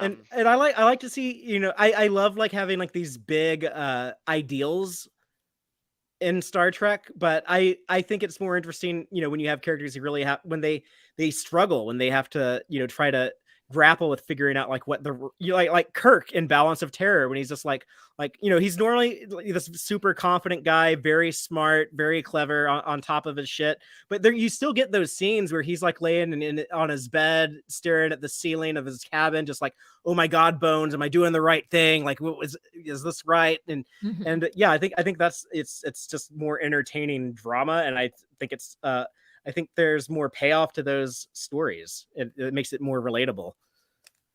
But it's definitely part of the Star Trek DNA. Yeah. Would you have killed Vadic, Father? I as someone who like doesn't have a child, like I don't know, but I think that like quite connection. I think like, well, we kill these people in combat all the time. If she gets out of here, like I guess it'd be a question of like what do I trust my ability to keep her a prisoner, or do I not? Yeah. So I guess it'd come down to that. To the point, you get to the point where you're like, I think Batman, I think I'd be okay if Batman killed the Joker at this point. Right. Like, yeah, if they're gonna really lean into how much the Joker gets away with, it just makes Batman look weak. I'm just like super contrarian right now, because actually like I like Batman like having a rule of like, I will never kill Joker. I like that he has that rule, but like also I'd understand if at this point he keeps escaping and murdering people. Like, I think it's okay. I'm more okay with people in Starfleet using lethal force than I am with like Marvel or DC superheroes. Yeah, they're kind of different types of universes. And I would be honest, I'd prefer it not to be like execution. Yeah. Right. It's always gonna feel kind of gross if somebody just walks over and like the infamous shot in was it Vietnam, the execution? I say this in real life. I am very much opposed to the death penalty. I think people aren't like arch enemy, aren't like real people aren't like insane like this for the most part. Right. It's rare you have an arch foe and that kind of thing. But like maybe they should be trying to rehabilitate people if they can. Yeah, that would definitely be ideal with Vadic. I think like if Picard was captain of the Enterprise and wasn't like trying to run from Starfleet and actually it would just be unfathomable that he would ever like consider that. But I think in these desperate they have been putting him into those circumstances. Raffi and Worf were effectively torturing a changeling. And just as Riker was being tortured, I'm sure it's not completely coincidental that we saw both our heroes and villains kind of doing the same thing. And it doesn't look like this as a big theme in this season. I don't think that they are sort of doing the Federation, some sort of moral equivalence between that and the changelings. But they're definitely suggesting that they use some of the same tactics. No, and I would say I think it actually does tie into the bigger theme, because I think it's apparent at this point that the theme of the season is it's about like generations, it's about the next generation, it's about legacy, it's about you inherit the good things and the bad things. You get the cool one-liners about how we're all stars in the same galaxy, but you also get the Aromatic syndrome, which might not be Aromatic syndrome now. But I brought that up last week, and then I like that point. I like it a lot. And then the big theme in last week's episode, that evolution shouldn't be preservation. It's change. It's things are going to evolve. They're going to be different, and there's even a bit more that when Lore is talking to Data about his motivations, and when he says survival is human nature, pal. And, Soong android trying to be human. Lore has the perverted view of what that means, but there's a lot of, I guess, bad things about humanity. So Lore is the avatar for that. It's like kind of like you kind of have to accept and like acknowledge the like sins of the past. Yeah, and that's something where talking about Trek as a reflection of America, man, that is a relevant question, a relevant topic right now. Very much so. It never has not been. And the other side of that, not just like the past, but the future side of that, and just like the where you put all of your value. You place it on like your children, your offspring, or the continuation of yourself. But like we all, on some level, we all want survival. And that's partly what's driving Vadic, although it also seems like she's answering to some big bad for unknown reasons. But, she thinks that she's doing the right thing for her people. Geordi's trying to do what's right for his daughters. Jack is, I guess, trying to do what's right for what he thinks like, the people around him. But, his parents are trying to do what they think is right for him. Even though they might not be his parents, they did say, Vadic did say, he's not meant for me. And, he was never meant for you either. So maybe he's not their kid. Do you think it was created by the living force, maybe? Well, I guess anything's possible, but somehow Jack Crusher survived. They gave Beverly Crusher memories of like being pregnant that never happened. Hey, who knows? Who knows? They probably have at least one or two things up their sleeve that they wanted to make sure nobody could really guess at. So who knows what crazy. I feel like I'm guessing like if he is like turned out to not actually be biologically their son, he's gonna like feel some way about that, and they're gonna be like, no, you're our son. We don't care like what they say.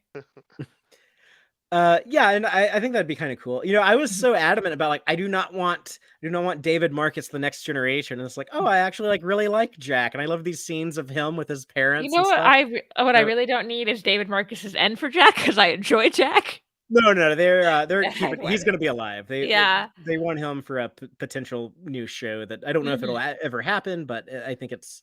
Did you not like David Marcus? I like David Marcus fine. I didn't have control over a movie that came out before I was born. No, I just wondered if you like disliked his character or anything like that. He didn't actually get obviously the sort of the arcs and stuff that Jack is. Yeah, he was more just like an extension of Kirk's character. He was never really like correct. He never David had like his own is a fine character, and again, I don't have control over movies that came out before I was born. So. I think Rachel didn't like his death, or doesn't want. Yeah, I was saying I didn't like his death. Yeah, for sure. That was curtailed. Dave did though. Dave said helmet. Dave, you told me that you and your brother would watch Star Trek 3, and then y'all would like celebrate when he gets stabbed. I don't think that's exactly right. There was a funny in-joke we had about it, because I think part of it had to do with Savik's. What's the actress's name? Robin Curtis. Robin Curtis's slightly flat delivery of it, and the fact that we had read the book where they were like in the book they had a relationship, and that was a big thing, and so we were almost making fun of the movie a little bit. Although we liked Star Trek 3, we were really kind of making fun of her deadpan delivery. I see. So to clarify, there, I didn't think it was funny. That makes so much more sense, because I always thought like y'all were a couple of weirdos for like. No. What did these Farabee boys do? Now you know the full story. Okay. Just like that was my Vadic monologue. It's short. Now I know the rest of the story. Like, that's why now I seek revenge on you, Father. Oh, that's fair. Join the club. You're gonna have to get in the queue, as Jack said. Jill 47 is saying, "You changeling bastards! You killed my son." But no, he doesn't get killed. He's doing pretty good in this episode. Him and Sydney with their telepathic kung fu. But I like the editing here, how like that's cut with like Vadic's like dramatic escape, and then Geordi is just LeVar Burton just getting to be like so emotional and just like pouring his heart. Just like I love like his delivery of like the goddamn Lord, like that was in one of the trailers, and it just like when I saw it, like LeVar Burton says that with like so much like anger, and I'm just like, oh my god, what a bad thing is Lord doing to them? Like I need to know. Yeah. But it was like hard hitting. Like when Geordi's looking at that screen, that view screen, and he's seeing a Sydney having like her head slammed into a force field by the big massive changeling dude. Jill, I think rightly noted earlier that it's a real shame that they didn't lose the visor earlier in the show. Watching him act, and I remember seeing an interview where he said the reason he wanted to get rid of it is because it's really hard to act without your eyes. And I was like, oh, he's so good. He's so good with his eyes. It's so iconic, though. It's such an iconic thing of TNG. I get it, but I honestly now I wonder if like sometimes they were bad at writing more emotional stuff for Geordi because like they like didn't get to see the emotion on his face as much. Right. It might have felt in some way like LeVar Burton had a somewhat more limited range of what he could do. Don't give that guy emotional scenes. Give him some techno babble. He's really good at reading the techno babble. Even though that is not true. LeVar Burton is a great actor. They just had a headband over his eyes. He's also really good at doing the techno babble stuff, though. Yeah, they gave him some here, and he was able to sell it pretty well. One of the big highlights of this episode for me, though, was as brief as it was like Shaw in action. Like these recent episodes, he hasn't been as, now that they're bringing in more of the TNG people, he's kind of being pushed off to the side, but they still try to give him at least one moment in every episode. And so I like He's being that. pretty heroic here, and also kind of doing the martyrdom thing in a way, or like, you know, he got his ass kicked for. Did he try to tell them to like blow up the turbolift with him on it? Because I didn't catch that. I didn't catch that, but I saw a couple people saying it on Twitter. Enough people that I assumed it was just something I didn't catch. I was only able to see this once, so I might have to look for that. I think that's not in here, but if I'm wrong, someone please let me know. But he was obviously like he's sacrificing himself. I'm not. He probably served in the Dominion War since he was already in Starfleet. He was in Starfleet at Wolf 359, so he probably served all like 2 years of the Dominion Wars. He probably has like some combat experience. I like that, like when like there is action, or even like last week when he was, you know, in command of the Titan when they were trying to get everyone beamed back from Daystrom Station and stuff. He's kind of adverse to going into combat, but when he's forced to be in a combat situation, he seems like incredibly like efficient. You know, he stops like the asshole jokes and stuff, and he's just like all business. When he a little like maybe how O'Brien never really came off, until they leaned into it. He didn't come across as like this hard soldier, but then you knew you would come to see that he had that within. I love that, Dave. Thank you so much for connecting those dots, because I think you're absolutely right. And I also thought it was very interesting that he clearly, anytime his crew is in danger, like very like by the books, we're going to play it safe, but he's very willing to put himself in like danger. Right. When he shot at that one changeling, he like hit him like once in the head and once in the heart. Is like, oh yeah, he's got like pretty precise aim too. Like he says he said he likes precision. Yeah. That's true. And we also may find that he's changing a little bit, because he is seeing these kind of larger than life heroes in his presence. Now, obviously, they've brought a lot of tragedy, but you probably cannot help but admire some of what he sees in them, in spite of himself. Everyone was so scared that Shaw was gonna die, which I love. We all like Shaw now. Thought he was dead for a second. When they came through the door, I thought he was dead. I was terrified. Yes, I was like, I need show him alive. Like I need to know he's alive. And then show him like tears in his eyes, and I was like, oh no. Oh, he's so defeated, and I also like this episode made me appreciate Amanda Plummer's performance as Vadic more, and like I kind of sympathized with her earlier when she was like stressed out, like tick-tock goes the ancient clock, and then when she gets like her big victory here, I love that she like savors it, that she is like trying to like really enjoy the moment and make like a big deal out of winning. Like she thinks like she just won the season. Like this is how the saga of TNG ends, with everyone is defeated by Vadic. Right. Somebody just needs to drop the credits in afterwards. Da, da, da, da, da, da, da. This is Vadic, Captain of the Titan. Oh god, there's like upbeat credits. It's like This is so funny sometimes, like on those tragic episodes, darkly funny. Obviously, the funniest one to me is The West Wing has the most upbeat credits, and apparently there was a commercial break there. They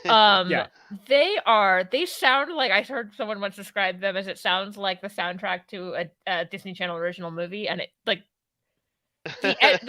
the most devastating thing, like the president's like daughter has just been kidnapped, and then the most joyful music you've ever seen in your life. That modern shows have gotten better about that by allowing for sometimes a no music credits or an alternate sound. Most big budget shows now, they'll change. I think Game of Thrones might have started it, but like they'll change the in credit music to match the tone. I've seen it a lot. Game of Thrones was good about it. Were you just typing about the West Wing music? I think that's what. I think that's what Aaron was saying.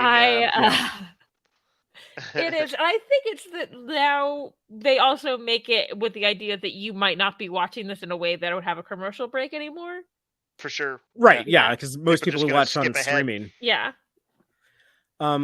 But yeah, that was a good moment for Vadic. Obviously, and she gives us a cool. She gives the audience a cool tease when she says, "Jack, my dear, if you can hear me, it's time you learned who you truly are." So it's like, okay, we're getting the Jack answers. I think I next literally went, week. "Oh, thank God!" Like I need to know. a little bit, Yeah. yeah.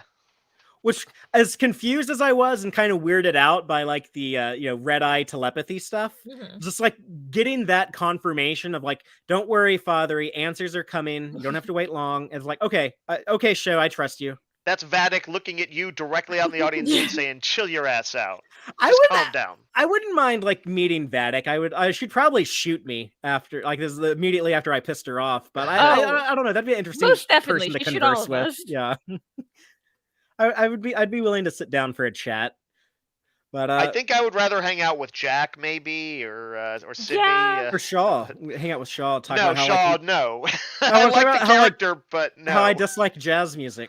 Right, you've got a topic already. You know, I like Shaw as a character. That things keep happening to him. I don't know if I need to be around that. Somebody pointed out, I guess I kind of didn't notice it in this one, that he's still dead naming Seven, and that's. Damn it, Shaw, that's why you're getting your ass beat. Yeah, Stop it. Not great. I did see someone say, it's like, it's every time he calls her Hanson, he gets beat up. He almost dies. And I was like, maybe. They're saving it. They're saving it for the end of the season when he has that bonding moment with her. What it is. So. I kind of thought he would be done after he. And then they're gonna start making out, and then like Seven will be like, "Oh, I'm so glad I'm done with Raffi," and then Shaw will be like, "Oh, I love you," and then Seven will be like, "Not since Chakotay have I seen such an amazing lover." Yeah, only time I ever felt this way before in my life was with Chakotay, and I can't believe I found like such a strong love. You know how like I'm the one who likes romance the best? I hate Seven and Chakotay. Yeah, I don't think that was ever a real popular one. It makes. Robert Beltran said that was from He Dared Brandon Braga, like, oh, so Jerry Ryan is your girlfriend now, and you're the showrunner on our show. I bet you wouldn't end the show with me and ending up with 7 of 9. And Brandon was like, no, I would do that. Here you go. The joke I used to say to people, I was like, they both have better chemistry with Janeway. Yeah. Yeah, I guess that's absolutely true in both cases. Yeah. I've definitely heard that interpretation. I always kind of thought of like 7 and Janeway a bit more like mother-daughter, but I know a lot of people read it as like a very kind of more sexy friendship, I guess. And I get, and especially as like I'm a straight woman, I do understand that, like, especially in the 90s, if you wanted anything queer, you had to like make it yourself. Yeah, like I've always read, Kirk and Spock is like these two best friends with a very like brotherly type love. Like they actually like say on screen, "Oh yeah, you're like a brother to me." But some people want to read it as like, there's a romance there, and if that's how you watch it, more power to you. Especially in the 60s. Yeah, nothing. You got literally nothing on TV. You had to make up your own gay characters. I mean, even like when I was in high school, still. You know what's funny? The thing that sort of works about that is that if assuming the show is a reflection of its times, any gay people in the 60s did have to live mostly in the closet. They were going to have to hide it. So it would, if Kirk and Spock were meant to reflect that, then they would also be kind of hiding it. So even though we know in the future, that would make it more relatable, I guess, to the audience. But it's like it kind of weirdly works. Sure.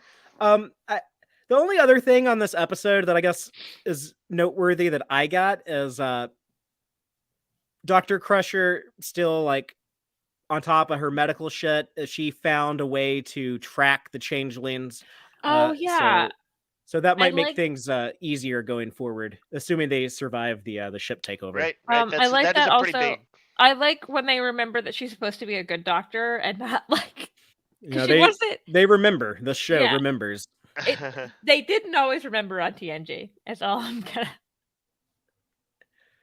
Or in those movies. Do y'all have any final thoughts? They barely remembered she was a character in the movies. Yeah, fair enough. I don't know that I have anything else like notably to say about the episode, but I have to say the thing I'm most looking forward to, although I do want to know what Jack's thing is, but like on a sort of more fan level, I guess I want to see a little bit of a Die Hard on the ship with Sydney and Jack doing something. That would be cool. I don't know if that's how they're going to do it, but I kind of want to see it. that quartet that we see in sickbay of like, okay, Crusher and Picard and Jack and Sydney, like almost like a little like family adventure. It's like mom and dad and son and girlfriend, and they're gonna do I something. think it's also a good mix of because I'm guessing they're having to have to do some actiony things. I think it's good they have some of the younger actors with them. Yeah, and also be like, hey, did you like this? Well, if you want more Sydney and Jack, then please lobby for the 25th Century show that Terry wants to make. Joel in the audience's paraphrases Die Hard with, haha, now I have a phaser rifle. Bring it. We've seen Janeway do it, and various other crew members. Michael Burnham, she even had to like take off her shoes and walk through some glass. That's true.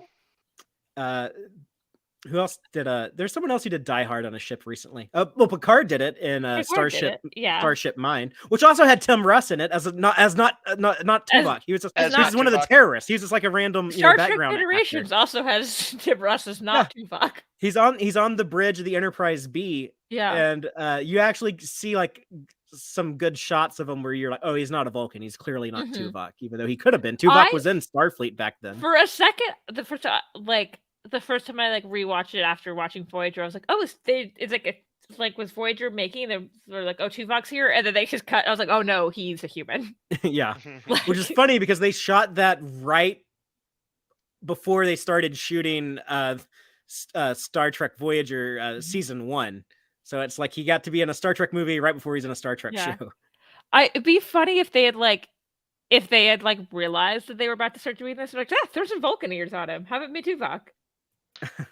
In the audience, they should have done that. But in the audience, Cake, who I think describing the scene where Vadic sees Jack for the first time and says, "I thought you'd be taller," asks if that was from Escape from L.A.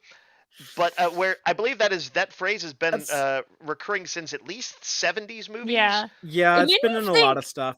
It comes up in real life a lot. People tell that to me all the time when I'm. Really? I said that when I met Jesse Gender in real life for the first time.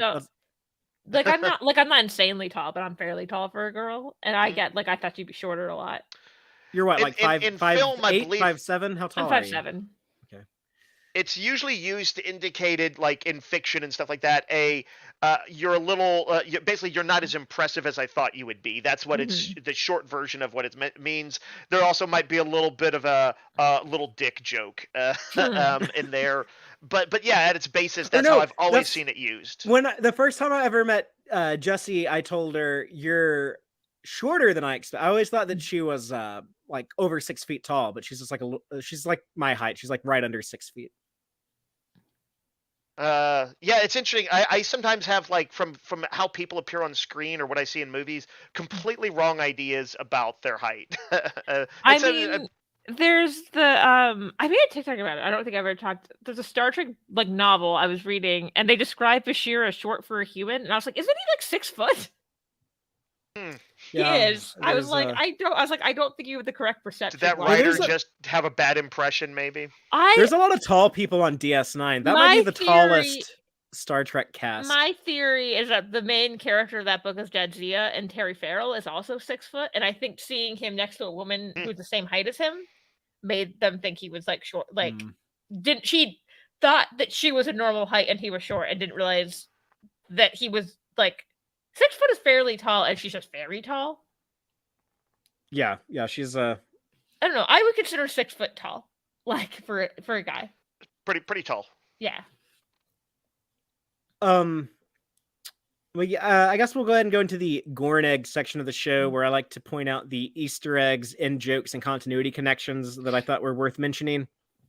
Some are from some of my favorites. My favorite Star Trek show, DS9, and my favorite Star Trek movie, Star Trek 3: The Search for Spock, both get some recognition here. But yeah, we opened the episode in the Chintaka system, which y'all might remember from DS9. There were 2 big battles of Chintaka in the Dominion War. The first was in the season 6 finale when they captured Chintaka. It's kind of a big deal. It's the first time that the Federation Klingon Romulan alliance was able to capture Cardassian-held territory. And then the Breen came in season 7 and drove the Allies out of that, or the Federation allies out of that region, and did like a little bit of back and forth stuff there. But I like, it makes sense. There'd be like a tons of starship wreckage there to hide in. Mm-hmm. 7 talking to fake Tuvok. There's some interesting stuff that happens in that scene.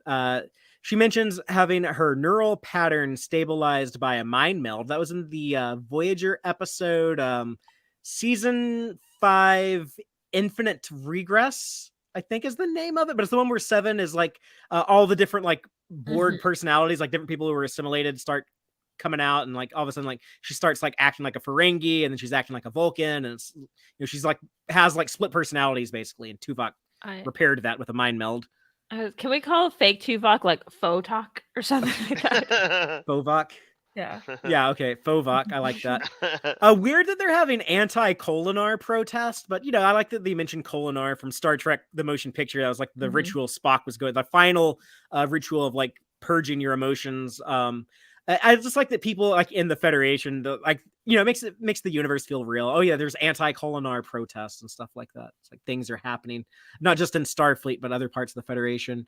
When Data is activated, he's like, "Yo, where's the scimitar? Like, what's going? I thought we were fighting Shinzon and the Remans and stuff." You know, he thinks he's still in Star Trek Nemesis, but yeah, the scimitar he mentioned, the ship that he blew up on in Star Trek Nemesis.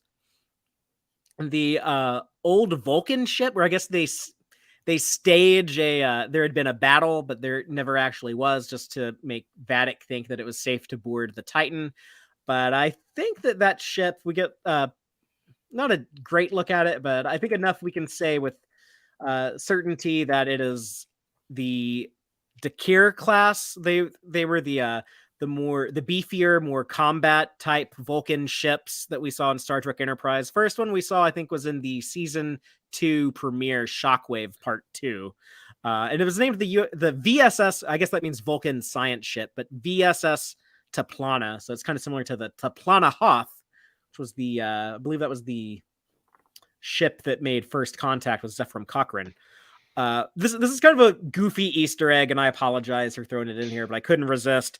Vadic's scanner, her little wrist scanner, when she was looking for life signs on the Titan, it was the same sound effect. It delighted me when I heard it. It was the same sound effect as Savick and David Marcus's tricorder in Star Trek 3, when they were also detecting a life sign, when they find little kid Spock regenerated from planet Genesis. Was that in Wrath of Khan when they went down to Botany Bay? Oh yeah, as well, maybe. Yeah, I think that actually might be the same as that when they're not 100% sure, but it definitely, like, it made me instantly kind of anxious because I associate it with sort of tense moments, suspense. But that's your favorite Trek movie, is Wrath of Khan, right? Mine Search for Spock, but I also like its sort of suspenseful vibe. Yeah. Yeah. It was just a cool sound. They did cool sound effects. It is.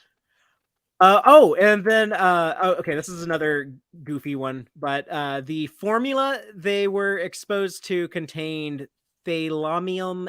Is that how you say it? Thalamium? I don't know that word, but the formula that those changelings were exposed to that makes them detectable is thalamium 847. So we got a 47. This is, I think, the third 47 they've given us in Picard. So like some of the recent shows, they kind of stopped doing 47s, like after Discovery season 2, and I don't know why, but yeah, like I'm glad that we finally. I think we didn't have 47s in Picard until season 3. Was there any in seasons 1 and 2? I have to go back and check, but I think that might have been just like a season 3 thing. So good for them.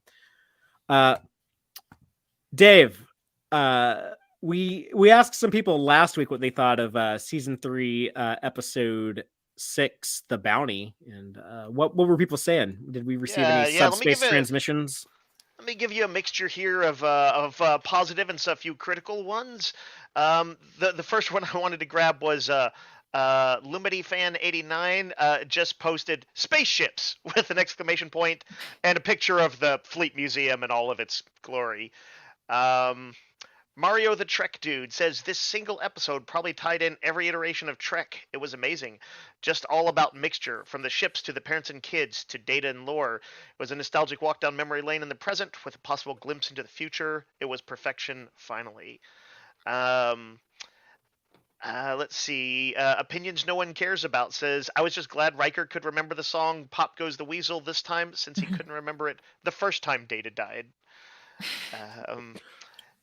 Let's see. Trek fan says such a fantastic episode. Felt a little cheated at how Moriarty was used in the trailer versus how he appeared in the episode. Felt a little bait and switch. Was fantastic seeing the old ships. Also wondering if this means more or was it just an Easter egg. Let's see. Joanne Robertson said there was a lot going on in this episode, so I found it hard to focus. I thought Seven's Voyager moment was nice. Jack is all over the place, but I like his connection with Sydney. I thought the Aromatic Syndrome was a nice twist, but can't be the whole story. PJ, the Trekkie, unsurprisingly, has some somewhat critical things to say. Said I liked a lot of things and moments. Seven and Voyager, Jack and Sydney, Data, Synth and Geordi, Bev. Data, Synth and Geordi, Bev and Geordi. But there was a lot that felt more like something from a fan film in this episode. I know many loved it and that it was fun to see, but it was too much at the same time. Let's see. Ann Cope loved it. Seven saying Voyager were her family. Stay away from my daughter. The LaForge sisters. Jack and Sydney. But my favorite was Data saying Geordi and Geordi's tears. Missed those two together. Let's see. Stephen with a PH says, I haven't felt this level of excitement since Voyager. Seven's telling about Voyager was probably the highlight for me in an outstanding episode. And let me wrap with this one from underscore PH. It's brilliant, but I hate the common wisdom that season 1 sucked. Mostly it seems because they ran out of money to do more than 4 classes of ships in the cavalry fleet at the end. He says season 1, or they say season 1 established the 3-dimensionality the world and characters lacked. So there you have it. There were some criticisms, but broadly a lot of good times, and especially love of the ships and stuff. Yeah, no, I had a great time. I think last week's episode was my favorite of Picard ever, even though it had the thing I liked the least in it, which was the folding section 31. It was Dave. You weren't here last week, but I said it was my Nepenthe. How you loved Nepenthe, even though you hated the death of Hugh. Right, yeah. But that was your favorite episode of season 1, even though it had your least favorite thing in it. Right. Sometimes that's just how it be. Yeah. Last week's episode was my favorite episode of Star Trek of all. Currently 27 episodes, but yeah, it had my least favorite thing of the entire series. I don't know which has been my favorite, but I think somewhere like episode 3 or 4 would be closer to it for me. But I don't like. I'm not a big Starship guy, so that one, while it had some neat stuff, it wasn't like a huge thing for me. No, I think mine was like the whole like evolution is not preservation, but it's like adaptation and change. It's like yes, okay. like I don't want Picard to end with like they're all back on the Enterprise D. It comes out of Hangar 12. Out of the space dock, out of that ship museum, and like the show ends, it's like Picard and Riker and Troy and Crusher on like the Enterprise D. It's like I guess we're just gonna hang out on the Enterprise, and it's like and right off into the sunset, and it'll be like TNG like never is. Like no, like let things end. Right, let people grow old and die and move on. Is like Star Trek 6 ended the original series. I want Picard season 3 to end the TNG stuff. Yeah, allow some good closure. It can be very cathartic and moving. And you can still have like Scotty discovered in the transporter buffer and relics. You can still you can use these characters again, but I don't think I want this to be like give me closure on like the TNG saga. Is like the final Deep Space Nine. I think is a good model. Yeah. It had a lot of closure to pretty much all the major arcs, but definitely a sense of things moving forward. That literally people were not dead. That their lives would continue, and so I think that'd be a good one to look at. Yeah, and like we've seen some of those people again. So like we've had Worf show up. He's probably going to be in next week's episode of Picard. Yeah. Anyone from I think we're gonna get like another DS9 actor before the end of this season. I think so too. I don't know who, because I have not been good at guessing the guest stars that aren't the like main TNG people. I'm not gonna guess though, because we do need to end. It's been a long show. We too must end. Yeah. So all good things. ... It was a long road. All that nonsense. What we left behind. Blah blah blah. This is our end game. How many other unless there's a turnabout intruder in the room, or a counter clock incident that's going to reset things. I think I just did all the existing season finales, right? It's Who am I pretty missing? good. Okay, Yeah, cool. maybe Yeah. Voyager. I don't know. Well, we're gonna get a new one in 2 weeks or 3 weeks. Yeah, 3 weeks. I would join you in whistling. I can't whistle. So. Yeah, I wasn't sure if I could. It's sort of. I can't whistle yet, but I'm gonna learn eventually. So I've tried a lot. Like, well, I'll meet y'all on the holodeck later on, and we'll see what we can do in the pond holodeck. All right. And I'll meet our audience on Wednesday, April 5th, First Contact Day, if anyone comes to that stream. Otherwise, I'll see y'all Friday, as we are live every Friday night, 7 p.m. Central, and we'll be discussing episode 8, Surrender. And then after that, it's the 2-part finale. So almost there. Yeah. But until then, as always, live long and prosper, y'all.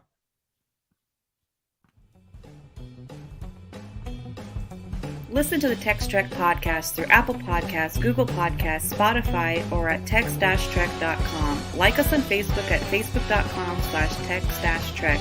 And follow Fathery on Twitter at TXTrek. Please support us by liking our videos and subscribing to our channel on YouTube. Thank you and take care.